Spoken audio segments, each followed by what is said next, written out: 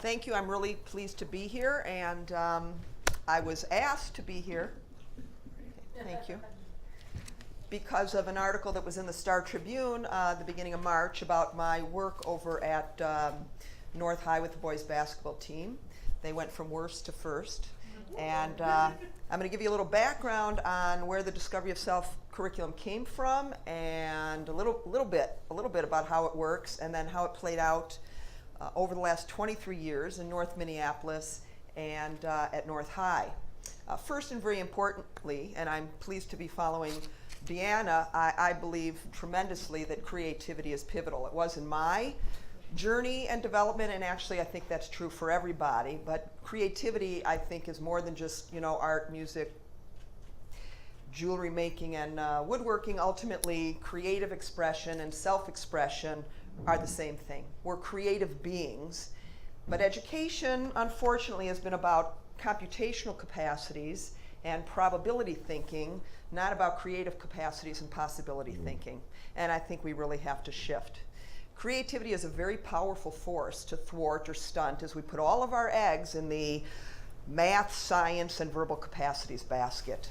We have two hemispheres in our brain, the left and the right, and education is very, very, very much geared towards the left hemisphere. I've been following hemispheric research since 1981, when Nobel laureate Roger Sperry came out with the split brain research.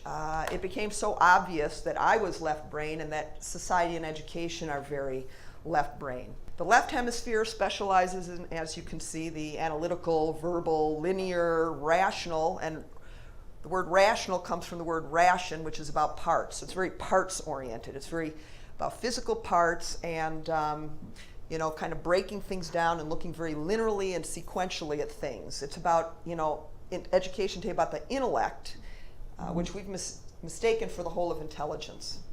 There's a lot of research on hemispheric specialization, a lot of research, and there'll be some that want to contest that because they'll say, well, if the part of the brain is damaged, another part will compensate, or that there's a lot of cross hemisphere functioning, and those things are both true, but that does not negate the fact that there is definitely hemispheric specialization. Just like if you learn to open a door with your foot, that doesn't mean that the hand isn't specialized for it. And if you have a team and they work together, that doesn't mean that there aren't players with certain specific functions. I know left hemisphere development. I went to the University of Chicago for grade school and high school, and I went to St. Olaf in Northfield for college. I must say I'm forever grateful for the rigorous academic and intellectual development, but I am really grateful for, in high school, the art and the art craft classes, and in college, philosophy definitely was an eye-opener for me and taught me how to develop big picture, creative, out-of-the-box thinking, and helped me challenge conventional assumptions. The left-right hemisphere research that I did on my own after college helped me realize that I had to develop my right hemisphere capacities. I had been thinking I'd be going to law school, but something told me that more left hemisphere development would probably kill me. So I was, by that time, a very anxious, neurotic, compulsive person dealing with a lot of insecurity, which I believe stemmed in large part from the repression of that powerful creative force. I think it's a drive we have, and we all have that drive to express ourselves, and it's about self-actualization, as Deanna was saying. So it's about something more. Who are you? And I believe ultimately it's about creating your life and creating your reality.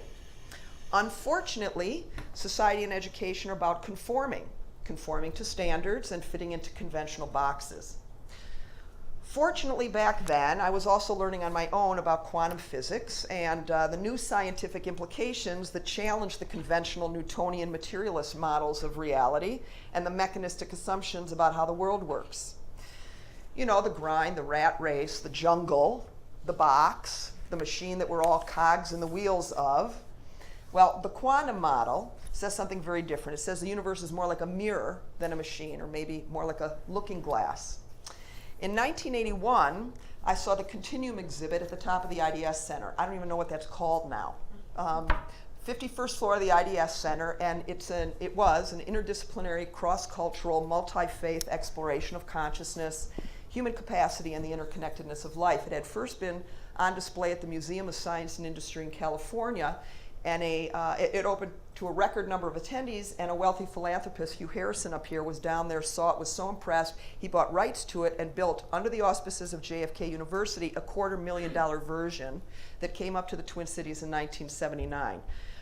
Hugh Harrison, by the way, also was the founder of the Metropolitan Economic Development Association, so he's done a lot for this community. In 1981, when the exhibit came up here and when I saw it, it had received a lot of fanfare from the media and from the business community, from the likes of Earl Bakken, who's the founder of Medtronic, who for the first time in Medtronic's history, after seeing the exhibit, he dedicated, or he used the Pulse, his internal communication, to encourage employees to go see this exhibit.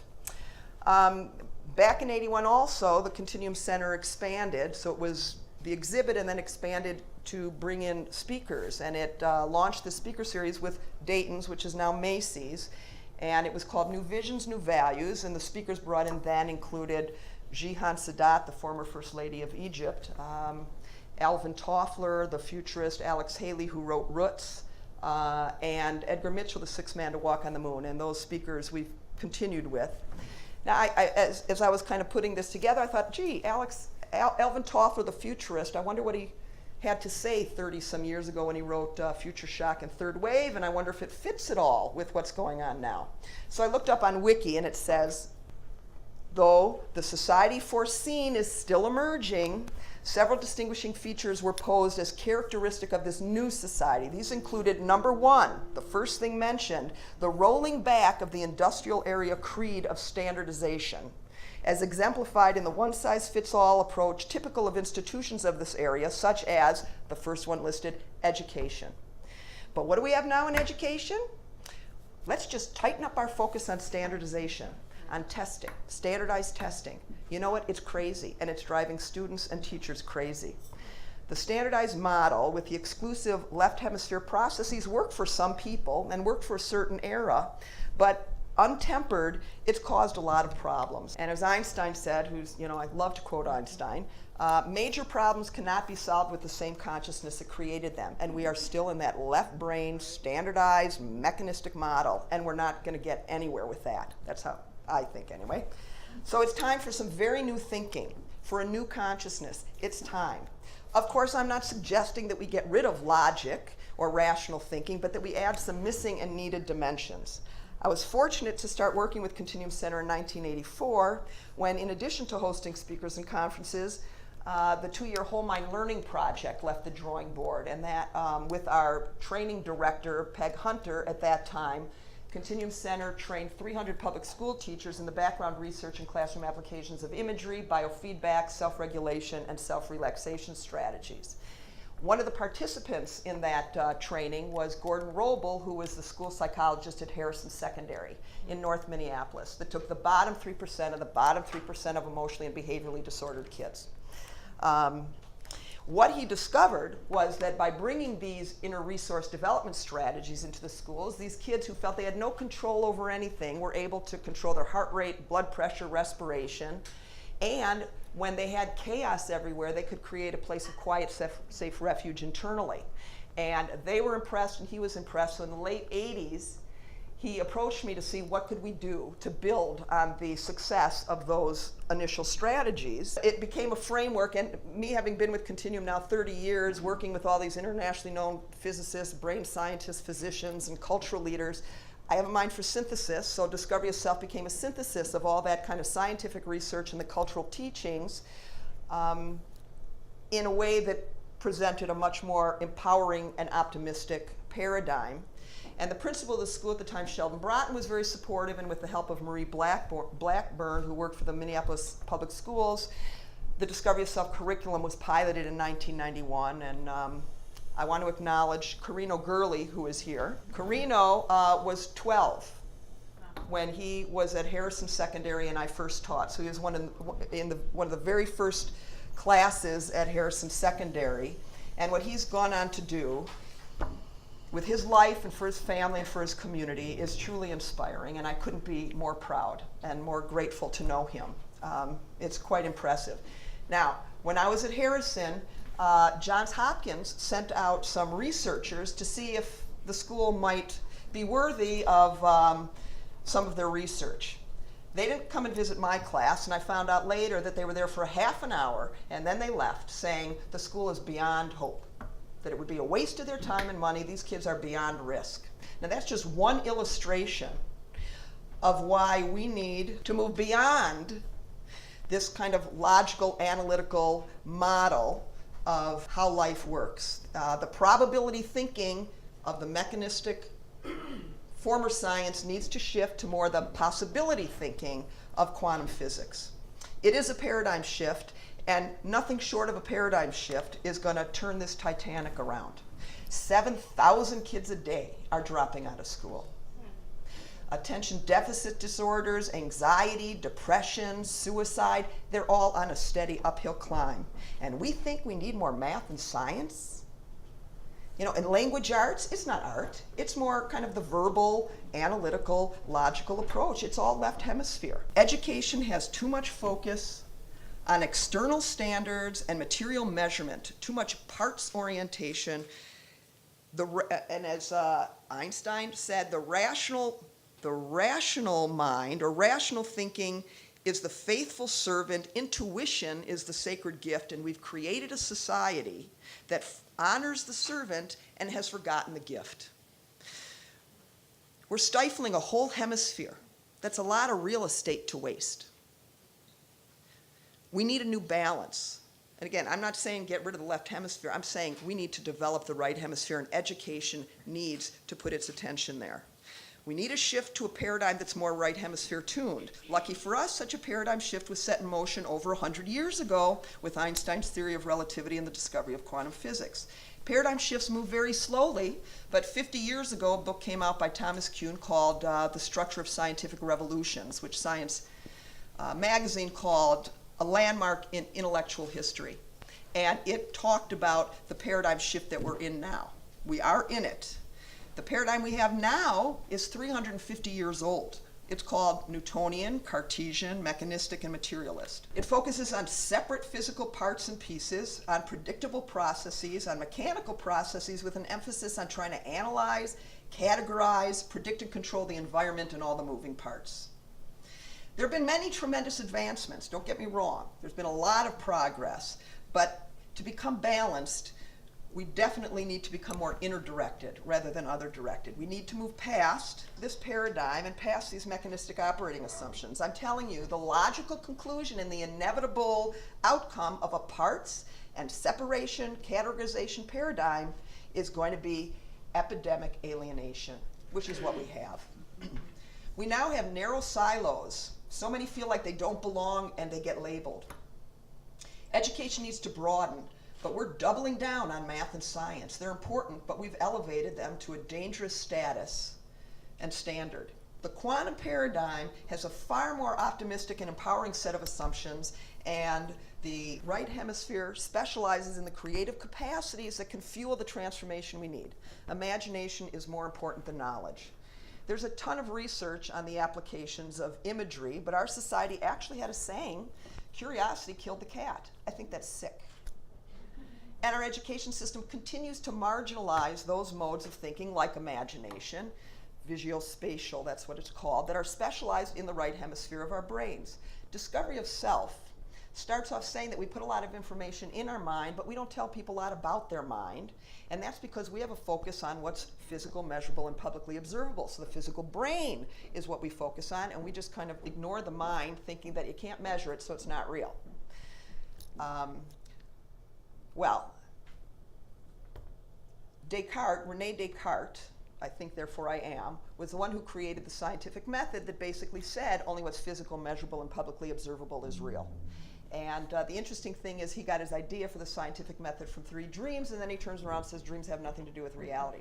I can't tell you how many stories I've heard from people where they had a dream that happened later. And this is not a vague reference, and it's corroborated. I am talking too much and I'm running out of time. I was going to tell you some dream stories.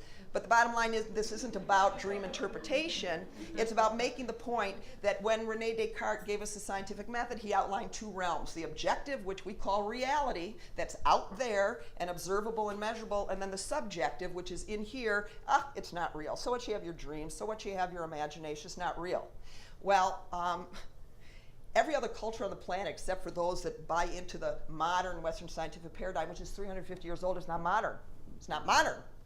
That there is a connection between the subjective and the objective. And until we understand it can make a shift that you got to work on the in here before the out there changes, we're going to be wasting all our time trying to manipulate and control and get what we want out there in order to feel good in here.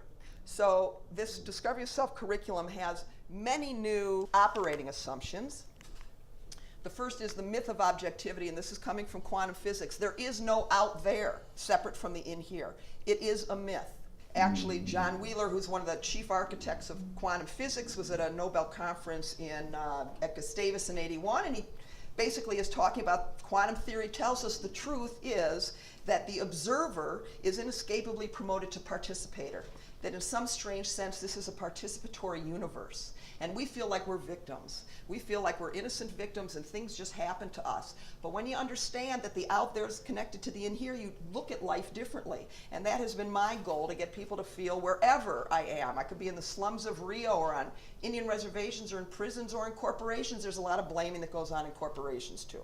There's a lot of victimization that's going on in every level. And when you realize that, I got to take responsibility for what's going on in here because it affects the out there, then things start to shift. That's one operating assumption. Another is things are not as they appear, and we're all stuck on what we can see and measure. But in philosophy at college, I read about the Greeks who said the material world's an illusion, your five senses deceive you. I had no clue what they meant. But then I learned that even though this seems solid, it's 99% space. Because atoms are 99.9% space. But we say it's solid. So quantum physics is about, you can't necessarily believe everything you see, and there is another level to reality. There's another assumption that comes from that. And I'm not saying ignore the three dimensions, but we need to know how to go beyond them. This is about going beyond where we've been and what we've got now. But then you've got another issue because this table is solid. I mean, I can't get my hand through it, but it is also space, and that's called a paradox. That means something could be two opposite ways at the same time.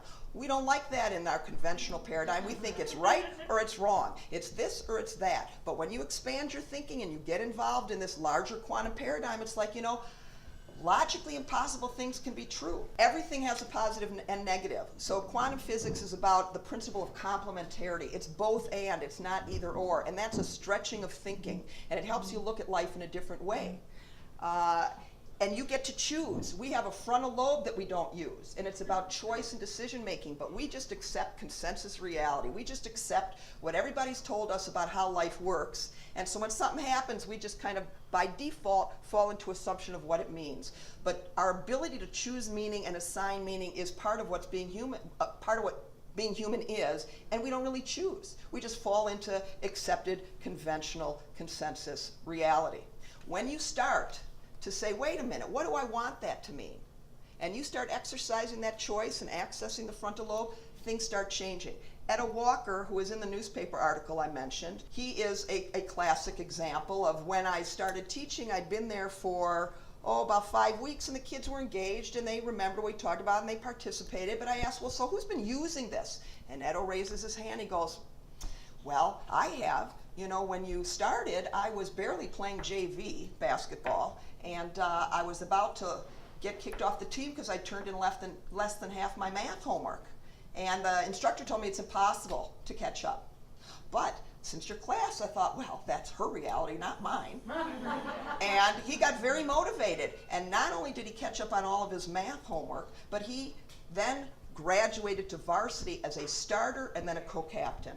And that is the power of when you decide what things mean and when you take responsibility for your inner environment, when you start to look at the universe as more friendly and responsive and not this driving machine, which I'm telling you depresses kids.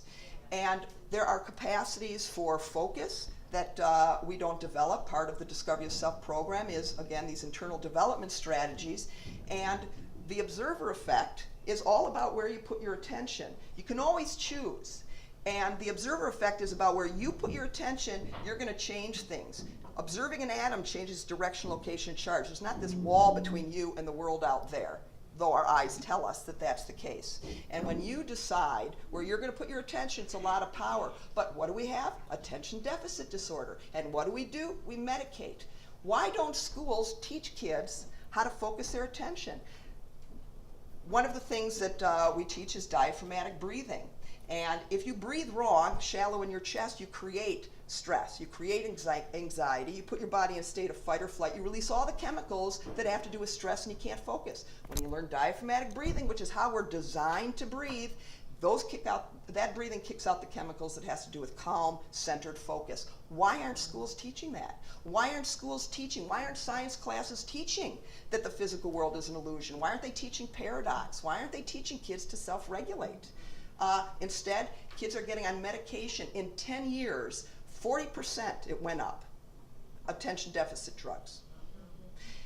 20% of males now are on ADD medication. It's ridiculous. It's a boon for the pharmaceutical industries, but I don't know why education isn't teaching this new paradigm and teaching us how to get in touch with ourselves. So, thank you.